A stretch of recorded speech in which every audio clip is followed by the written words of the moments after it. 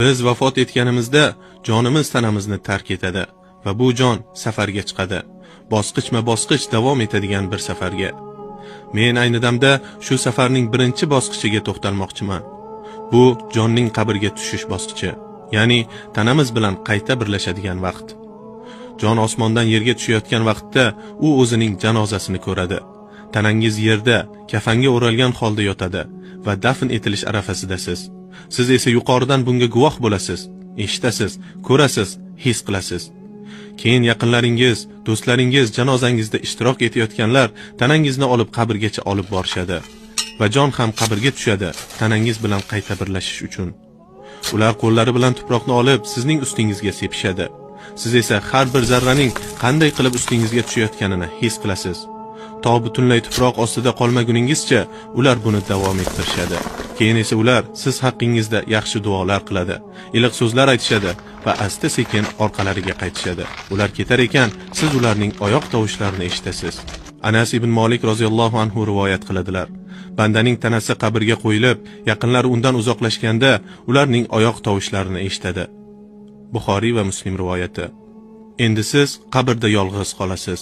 Atrof qorong'i va sukunat. Ana shu paytda ikki farishta keladi, Munkar va Nakir. Ular sizdan 3 ta savol so'rashadi. Bu savollar butun hayotingizdagi eng muhim savollar bo'ladi. Robbing kim? Dining nima? Payg'ambaring kim? Agar siz bu savollarga to'g'ri javob bera olsangiz, qabr hayotingiz xotirjamlik va huzur bilan o'tadi.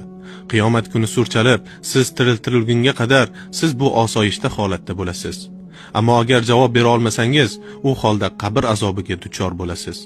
Bu yerda ko'pchilik o'z-o'ziga shunday deydi: "Men musulmonman, bu savollarga albatta to'g'ri javob beraman." Ammo bu xavfli xotirjamlik, bu haddan tashqari ishonchdir. Chunki ulug' olimlar aytishgan, bu savollarga javob til bilan yoki miya bilan emas, qalb bilan beriladi. Ya'ni qalbingizda nima bo'lsa, o'sha narsa og'zingizdan chiqadi. Agar siz bu dunyoda namoz o'qimagan, Qur'onni o'rganishga harakat qilmagan, islomni chin yurakdan yashamagan bo'lsangiz, bu din qalbingizda bo'lmagan bo'ladi. Men sizdan mukammallikni talab qilmayapman, olim bo'lishni yoki eng go'zal axloqli inson bo'lishni emas, balki faqat harakat qilishni so'rayapman. Alloh roziligi uchun yashashga, Qur'onni tushunishga, amallarni yaxshilashga harakat qilaylik.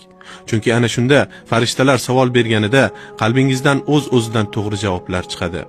Aks holda, agar qalbingiz Allohdan boshqa narsalar bilan band bo'lsa, tong kelganda javob ham shunga yarasha bo'ladi.